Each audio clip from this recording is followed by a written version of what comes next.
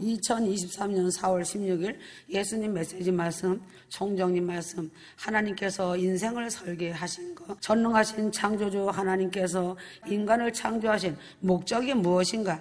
하나님께서 인생을 설계한 목적이 무엇인가? 우주 만물을 창조하신 하나님 아버지께서 사람이 지구촌에 태어나 죽는 것으로 끝나버리는 생자필멸의 인생을 설계하지 않으신 것을 성도들은 알아야 하는 것이다. 하나님 아버지께서 인생을 설계한 계획과 목적이 무엇인가? 하나님 아버지께서는 경건한 하나님의 백성들, 하나님의 인간 농사, 천열매 알곡 성도들인 휴거 성도들을 뽑아서 새로운 우주, 새하늘과 새 땅, 아버지 집으로 거룩한 성, 하나님의 도성, 새 예루살렘 성으로 옮기시는 공중 휴거를 계획하시고 설계하신 것을 휴거 성도는 알아야 한다. 드디어 휴거의 영광이 그날이 눈앞에 온 마지막 시대, 말세 지말 끝자락 시대에 휴거 성도는 살고 있는 것이다. 할렐루야이다. 휴거의 날을 결혼에 비유한다면 휴거를 기다리는 이 시간은 어떤 시간일까? 지금 이 시간은 연애와 같은 시간이다. 왜 연애와 같은 시간일까? 지금은 신랑 되시는 예수님이 신부를 기다리고 만세전에 택함받은 어린 양 주님의 신부들이 신랑을 기다리는 시간 속에 휴거 성도는 살고 있으므로 지금 이 시간은 연애와 같은 시간인 것이다. 만세전에 택함받은 어린 양 휴거 신부들이 가는 길은 휴거의 길, 산 순교의 길, 좁은 길, 영광의 길이다. 만세전에 택함받은 어린 양 휴거 신부들이 가는 길은 휴거의 길이 목적이다. 그래서 주님의 신부들, 휴거 성도들은 겨우겨우 일용할 양식으로 좁은 길, 산 순교의 길, 휴거의 길, 영광의 길을 가고 있는 것이다. 휴거는 기독교의 가장 중요한 교리적 주제이다. 휴거 복음이 왜 믿기 어려운 것일까?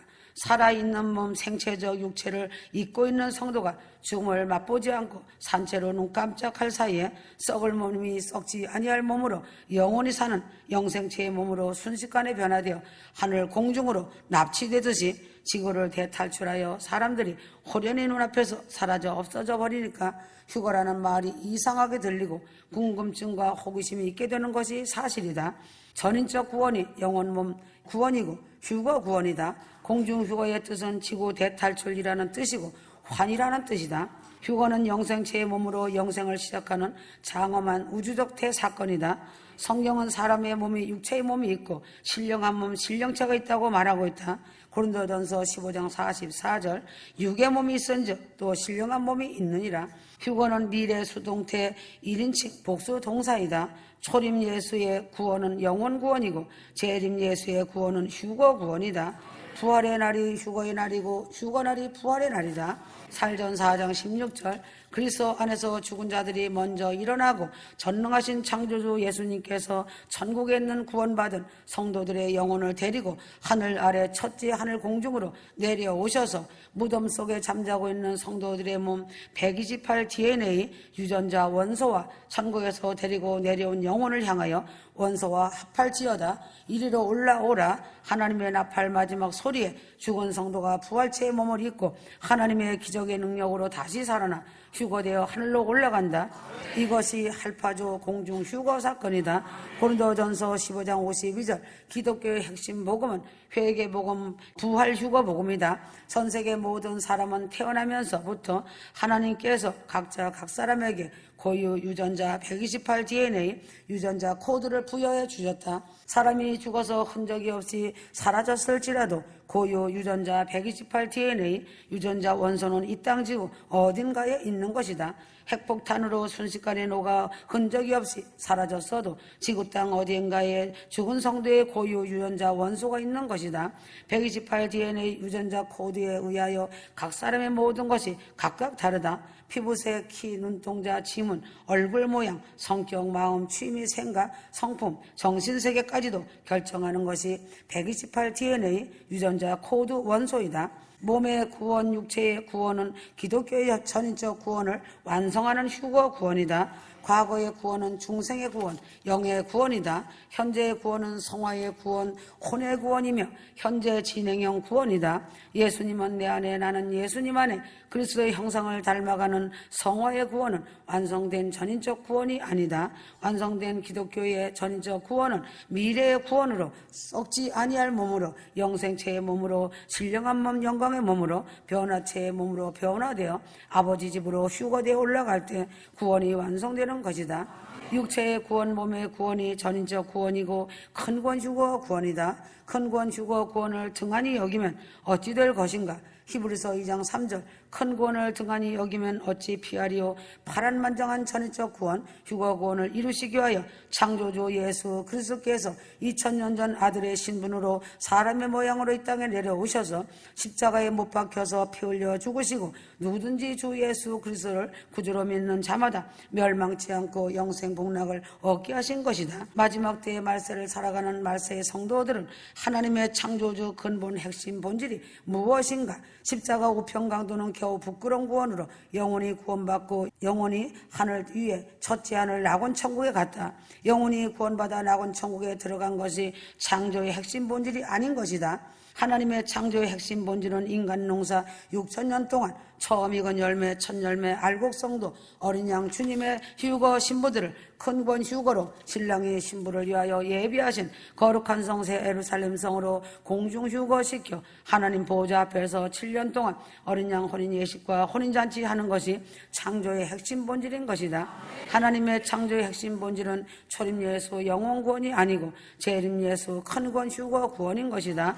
성도의 공중 휴거의 날은 성부 하나님 아버지의 고유 권한이며 하나님께서 정하신 시간표에 의하여 정하신 그날에 신비한 할파조 휴거 사건이 일어난다. 휴거의 날 그리스도의 몸된 교회 이방교회 휴거 사건이 눈 깜짝할 사이에 순식간에 일어나고 그날부터 2000년 교회시대 성령시대는 대단원의 막을 내리고 구원의 촛대가 이스라엘로 옮겨지고 창세전에도 창세 후에도 없는 7년 대환란 하나님의 진노의 불심판 시대가 시작된다. 생명책에 이름이 기록되지 못한 약 60억 명이 사망하는 70일의 중 마지막 한 일에 7년 대환란을 피할 길은 오직 휴거뿐인 것을 말세를 살아가는 말세의 성도들은 알아야 한다. 휴거의 그날의 휴거자가 될 것인가? 휴거 탈락자가 될 것인가? 휴거되어 천국잔치 집에 들어갈 것인가? 휴거 탈락되어 7년 환란 초상집에 들어갈 것인가? 각자 믿음의 분량에 따라 나누어진다. 하나님께서는 남녀노소 빈부귀천 무론대소하고 누구에게나 자유의지와 선택권을 주셨다. 휴거의 날에는 7가지 환희의 클라이막스가 있다. 휴거의 날 7가지 환희 클라이막스는 무엇인가? 첫째 환희는 무엇인가? 살전 4장 16절, 고린도전서 15장 51절, 그리스도의 몸된 교회 휴거될 성도들을 하늘로 소환하는 소환 명령, 나팔 소리는 휴거 나팔 즉 하나님의 나팔, 마지막 나팔 소리로 듣는 순간 황홀한 감격의 기쁨과 환희가 넘친다. 이것이 휴거의 날 첫 번째 환희이다. 두 번째 환희는 무엇인가? 두 번째 환희는 옥에 갇혀있던 베드로에게 호련히 주위의 사자가 근육질 천사가 나타나 옆구리를 쳐서 깨운 것처럼 휴거의 날 근육질 천사가 나타나 휴거의 길로 안내한다. 휴거될 이방교회 휴거자들에게 각자 담당하는 수거천사가 있어 휴거의 그날 눈앞에 나타나 깨우고 공중휴거의 길로 데려간다. 사도행전 12장 6절에 7절 휴거의 날 근육질 천사가 휴거 성도들을 방문하여 휴거자의 눈앞에 나타난 수호천사를 직접 눈으로 바라보니 기쁨과 감사와 감격에 환희가 넘치는 것이다. 세 번째 환희는 무엇인가?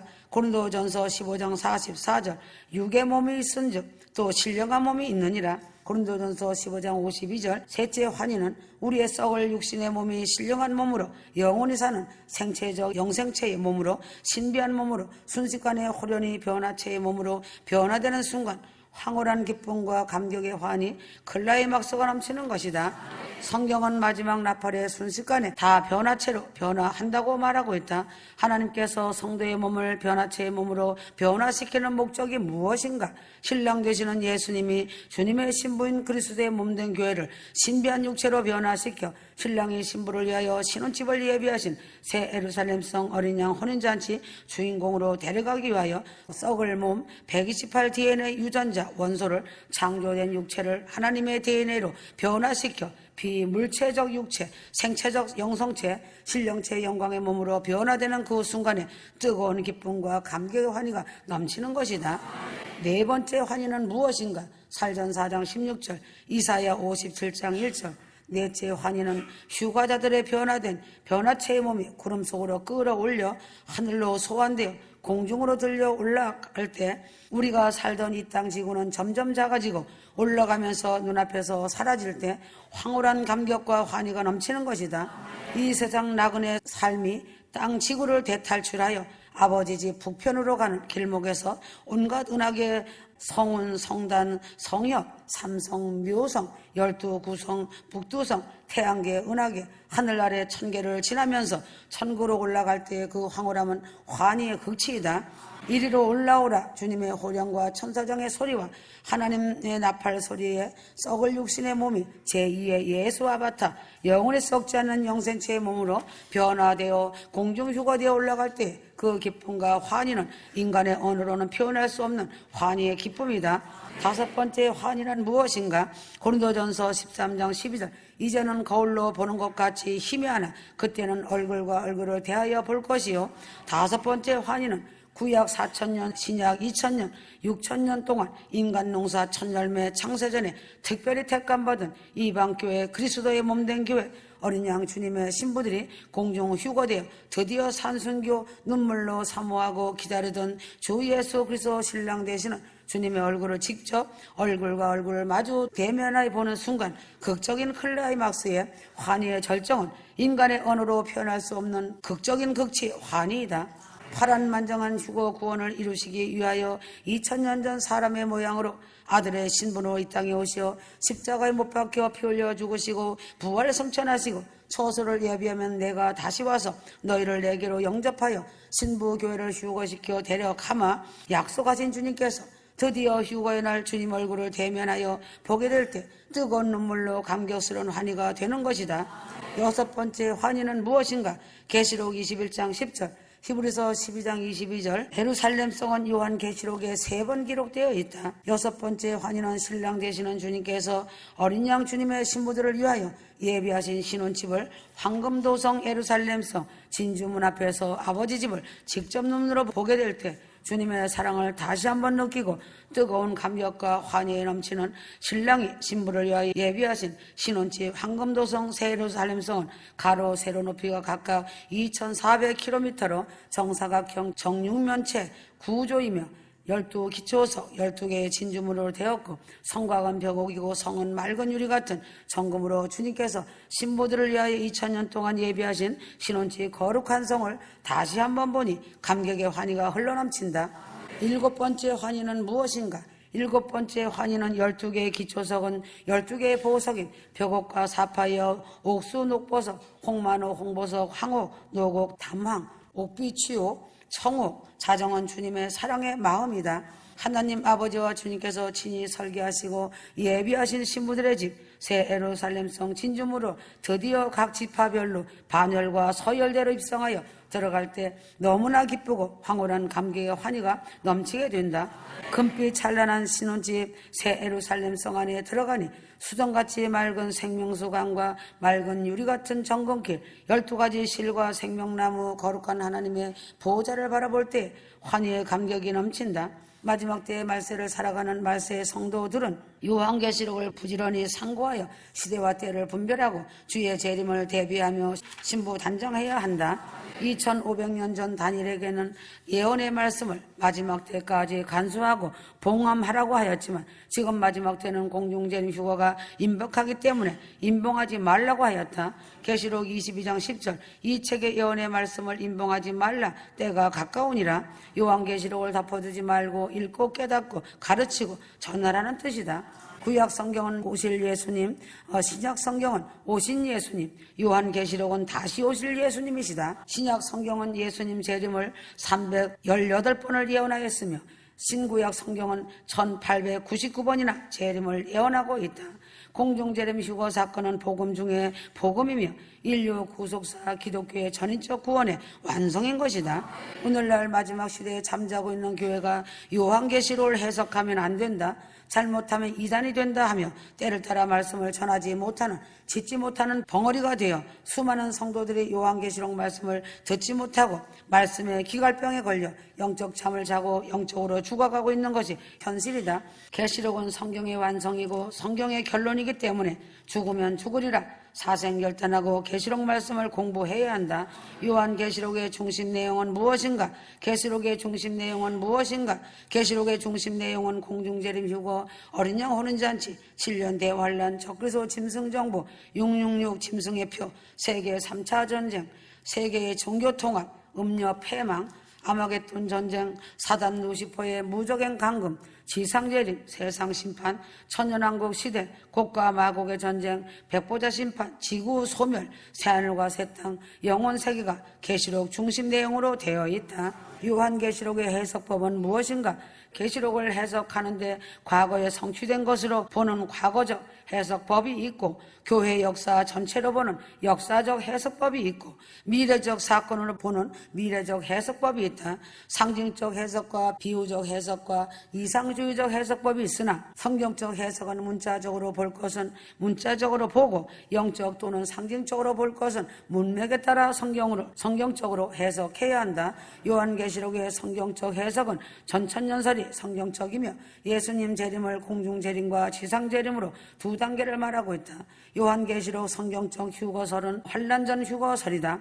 요한계시록의 저자 사도 요한은 로마 황제 도미티안 통치 말년 AD 95년경 황제를 부를 때 로드주라고 부르리라고 명령하지만 로드는 하나님에게만 사용하는 신성한 호칭이므로 사도 요한은 하나님 말씀과 예수님의 증거 때문에 황제에게 호칭을 강하게 거부하여 펄펄 끓는 기름가마 속에 몇 번을 집어넣고 죽이려고 했지만 죽지 않고 살아나자 반모섬 귀양지로 유배되어 격리에 수용되었다. 당시 96세의 노령으로 험악한 돌섬에서 먹지도 못하고 잠도 제대로 자지 못하고 몸은 여기저기 아프고 하루하루 산다는 자체가 힘든 열악한 환경 속에서 늙은 노종에게 1년 6개월 동안이나 혹독한 고통을 왜 주었을까? 예수님이 가장 사랑하던 제자인데 왜 기름가마 속에서 살려주고 왜 혹독한 고통을 당하게 하셨는가? 사탄은 예수님의 마지막 제자인 사도 요한을 죽여버리면 복음이 끝날 것으로 생각하고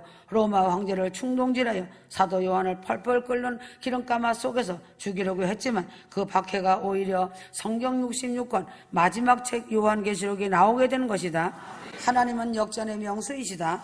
요한계시록은 성경 중에 성경이고 진리 중에 진리이며 복음 중에 복음이며 성경의 결론이다. 요한계시록은 성경의 마지막 책으로 전체 성경의 요약이다.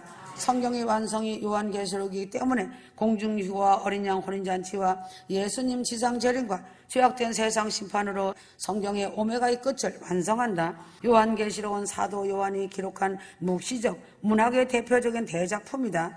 요한계시록에는 하늘이 두 번 열리는 것을 볼 수 있다. 첫 번째 열리는 하늘문은 공중재림 휴거로 신부 휴거 교회가 신부단장하여 올라가는 의미이다. 계시록 4장 1절 내가 보니 하늘에 열린 문이 있는데 두 번째 하늘문이 열리는 것은 백마 타고 오시는 지상재림을 의미한다. 계시록 19장 11절 내가 하늘이 열린 것을 보니 보라 백마 탄 자가 있으니 요한계시록을 이해하면 성경 전체를 다 풀 수 있다. 다른 모든 성경은 하나님의 구원 계획을 부분적으로 나타내고 있을 뿐이다. 계시록은 성경 전체의 요약이며 성경의 축소판이고 성경의 결론이 계시록이기 때문에 계시록 공부를 잘하고 듣다 보면 예수님 메시지의 말씀을 밝히 잘할 수 있다. 계시록과 예수님 메시지의 말씀 속에서 마지막 오메가 말씀이 진교하게 기록되어 있음을 잘 알아야 한다. 인간의 역사는 어떠한 역사가 있는 것인가? 인간의 역사는 선한 역사가 있고 악한 역사가 있고 평화의 역사, 전쟁의 역사, 행복한 역사, 불행한 역사가 있다. 대한민국 5천년 반만년 역사 속에 일제 치하 36년 역사는 불행한 역사이다. 이스라엘의 예루살렘 성 파괴, 600만 명이 학살, 전 세계로 뿔뿔이 흩어진 디아스포라는 불행한 역사이다. 인간의 모든 역사는 하나님의 계획과 하나님의 뜻 안에서 이루어지고 진행되는 역사인데 지금 대한민국 역사도 전 세계 모든 역사가 하나님의 인류 구속사, 하나님의 경륜 프로그램 계획표 안에서 진행되고 있는 것이다. 골로새서 1장 25절 경륜을 따라 하나님의 말씀을 이루려 함이니라. 에베소서 1장 9절 그리스도 안에서 때가 찬 경륜을 위하여 예정하신 것이니 경륜은 하나님께서 각 시대에 따라 하나님의 뜻을 이루기 위해서 세우신 계획과 사역이다. 하나님의 경륜은 무엇인가? 선택의 여지가 없는 것은 하나님의 경륜이고 선택의 여지가 있는 것은 하나님의 섭리이다. 예수님이 2000년 전에 이스라엘 베들레헴에서 태어나신 것은 하나님의 경륜이다. 인류의 구세주 예수님께서 여관 마구간에서 태어난 것은 하나님의 경륜이다. 미가 5장 2절 그의 근본은 상고의 태초에니라. 상고라는 뜻은 오랜 옛날이란 뜻이다. 예수님이 태어나기 전 736년 전에 미가 선지자를 통하여 베들레헴에 예수님이 태어나실 것을 예언한 것은 하나님의 경륜이다. 마리아의 몸에서 구주가 태어나신 것은 하나님의 섭리인가 하나님의 경륜인가? 마리아가 성령에 잉태되는 것을 거절하였다면 하나님께서는 다른 섭리로 다른 처녀를 요셉과 정혼하게 하신다. 마리아가 성령에 잉태되는 것을 거절하였다면 다른 처녀의 몸을 빌려서 구주가 베들레헴에서 태어났을 것이다. 마리아의 몸에서 구주가 태어나신 것은 하나님의 섭리이다. 세상의 정치, 문화는 모두 하나님의 경륜 가운데서 이루어지고 있다.